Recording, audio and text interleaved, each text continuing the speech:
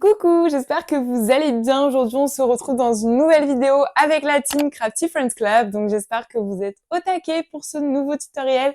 La thématique était la thématique de Art Déco. Voilà, c'est assez abstrait. Quand j'ai vu le thème, ça m'a pas tout de suite inspiré, mais j'ai fait des petites recherches. Voilà, c'est ce que je vous conseille de faire lorsqu'on vous impose un thème ou que vous voulez vous-même développer votre créativité. Eh bien, faites des recherches pour trouver plein de choses sur ce thème et ça peut que enrichir vos créations. Donc après quelques recherches, j'ai trouvé ce que j'allais vous proposer en espérant que ça vous plaît et vous inspire. Pour ceux qui ne connaissent pas le concept, la team Crafty Friends Club se réunit tous les 2 mois pour vous proposer non pas un, non pas 2, non pas 3, mais 6 tutoriels différents sur une thématique. Donc je fais ça avec 5 autres filles, vous vous en doutez, 5 plus 1, 6. Voilà, vous avez compris, je pense. Et donc c'est vraiment un challenge que j'aime relever, je vous le dis à chaque fois. Et ça me permet de dépasser un petit peu mon style et ce que j'aurais fait habituellement. Donc voilà, j'espère que ça vous plaît toujours autant. Ça me permet également de proposer régulièrement sur cette chaîne des tutoriels en pâte polymère. Donc voilà, sur ce, j'arrête de parler et je vous laisse découvrir ce que j'ai réalisé pour ce mois-ci.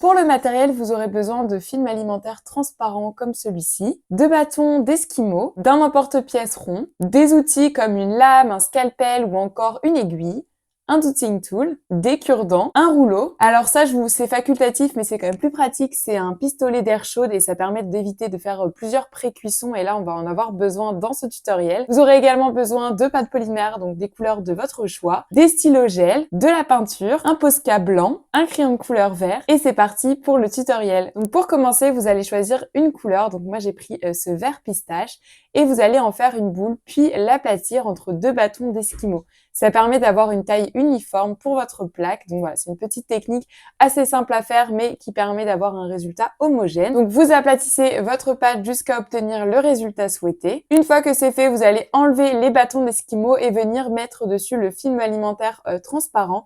Voilà, donc vous lissez bien avec vos doigts et vous allez prendre votre emporte-pièce rond et emporte-piécer votre pâte avec le côté non coupant en fait. Ça permet de créer l'effet bombé d'un macaron. Donc voilà, et vous allez ensuite le retirer ainsi que le film plastique et bien emporte-piécer la pâte avec cette fois-ci le côté coupant pour enlever l'excédent. Donc vous enlevez l'excédent de pâte et voici votre base de coque de macaron. Pour pas déformer, je vous conseille de prendre votre lame pour surélever la pâte et vous allez le mettre sur un petit couvercle. Je trouve ça plus simple pour faire la texture des macarons. Voilà, moi je sais pas, c'est un petit couvercle que j'ai depuis des années maintenant. Et ensuite je vais prendre mon aiguille et à un tiers du macaron vers le bas, je vais créer une ligne. Et en dessous de cette ligne, il me suffira de texturer. Donc pour cela, j'arrache la pâte dans tous les sens. Et donc voilà, une fois que j'ai fait tout le tour de ma coque de macaron. Ensuite, pour un côté plus réaliste et moins effet plastique, je viens mettre de la maïzena par-dessus. Ça s'enlèvera après cuisson, mais voilà, faut bien en mettre tout le tour de votre coque. Et une fois que c'est fait, je vais venir pré-cuire ma base de macarons. C'est pour ça que j'utilise mon pistolet d'air chaud. Ça m'évite de faire des cuissons au four, ce qui ne serait pas très écologique pour une seule coque de macarons. Donc vraiment, si vous avez un investissement à faire, je vous conseille d'acheter ce genre d'outils. Personnellement, je l'ai depuis quelques temps et je l'utilise tout le temps. C'est bien pratique. Une fois que ma pâte est pré-cuite, n'oubliez pas de faire l'autre côté. Voilà, c'est important que les deux côtés soient rigides en fait. Une fois que ma coque de macaron est pré-cuite, je viens prendre de la peinture que je vais mettre sur une petite feuille de brouillon. Donc j'ai pris un vert plus foncé et avec mon cure-dent, je vais venir tracer des dessins. J'ai complètement oublié de vous dire, je crois, mais ce tutoriel, c'est vraiment pour vous montrer qu'on peut réaliser des motifs sur des coques de macarons sans pochoir. Donc la première technique, c'est de faire avec justement de la peinture. Donc, faut être assez minutieux. Vous voyez, là, c'est sans accélérer. Donc, je prends vraiment mon temps pour obtenir un dessin qui me convient. Et après, vous allez voir que je vais accélérer, sinon ça serait beaucoup trop long. Et en fait, je vais créer un motif qui ressemble, je trouve, à des feuilles. En tout cas, j'ai vu que c'était un motif beaucoup utilisé dans l'art déco. Une des caractéristiques de l'art déco, c'est vraiment les motifs géométriques. Vous allez voir que ça va guider toutes mes coques de macarons. Donc voilà, là en accéléré, c'est vrai que ça va beaucoup plus vite, mais en réalité, ça prend pas mal de temps. Mais l'effet est tout aussi bien qu'un pochoir, je trouve. Et une fois que j'ai terminé mon tir, je viens à nouveau utiliser mon pistolet d'air chaud parce que voilà, pour que la peinture sèche, c'est quand même plus rapide, surtout en hiver où on n'a pas beaucoup de soleil pour pouvoir faire sécher tout ça à l'air libre. Une fois que c'est terminé, je viens faire le contour de mes feuilles avec un crayon de couleur vert. Voilà, ça fonctionne très très bien sur la pâte polymère. Et après cuisson, on voit toujours le rendu, en fait, ça ne s'efface pas. Alors après, bien sûr, il faudra appliquer une couche de vernis pour que ça tienne dans le temps. Donc voilà la première technique pour faire un motif sur votre coque de macaron. Pour la deuxième technique, on va utiliser des feutres gel. C'est vraiment une technique que j'ai adoré faire. Donc vous voyez, c'est les feutres gel à paillettes en général. Et on va venir du coup tracer des motifs. Donc là, je vais encore me baser sur les motifs géométriques que j'ai pu trouver. Et j'ai tout simplement fait des traits en pointillés. Et j'ai laissé un espace pour pouvoir réaliser. Et ensuite, j'ai réalisé 2 triangles en jaune paillette sur chaque côté de l'espacement que j'ai laissé. En fait, c'était fait exprès.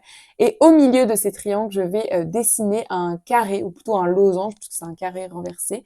Et voilà, c'est vraiment très très simple à dessiner et ça crée vraiment tout de suite un effet. Donc là, j'ai fait une coque de macaron blanche pour que vraiment les stylos ressortent bien. Donc voilà, je vous conseille quand même d'utiliser des couleurs de pâte assez claires, en tout cas pour cette méthode-ci.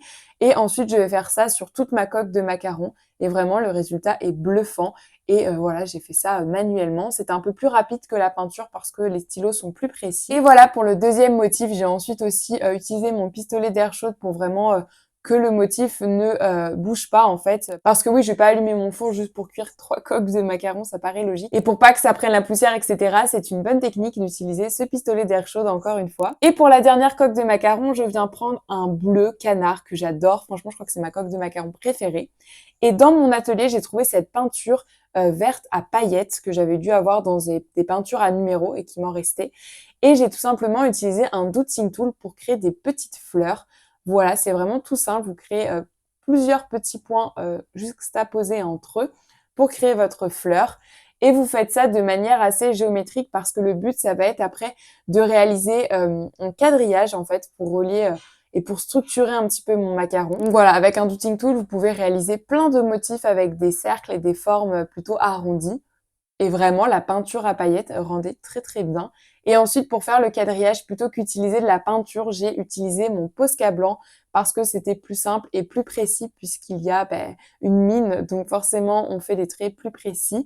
Donc voilà, les Posca, c'est vraiment utile pour ça parce que c'est vraiment de la peinture dans un feutre. Donc voilà, je fais mon quadrillage sur toute ma coque de macarons. Et voilà, mes 3 coques de macarons sont terminées. Il vous reste plus qu'à les mettre au four à 110 degrés pendant 30 minutes. Voilà, le but de ce tutoriel, c'était vraiment de vous montrer comment réaliser les coques à motifs sans pochoir. Mais vous pourrez bien évidemment utiliser ces techniques pour les décliner à l'infini et créer de jolis macarons. En tout cas, merci d'avoir regardé ce tutoriel jusqu'au bout. J'espère qu'il vous aura inspiré et que je vous aurai fait découvrir de nouvelles techniques. Et sur ce, je vous envoie plein d'ondes positives et on se retrouve la semaine prochaine pour une prochaine vidéo. Bye!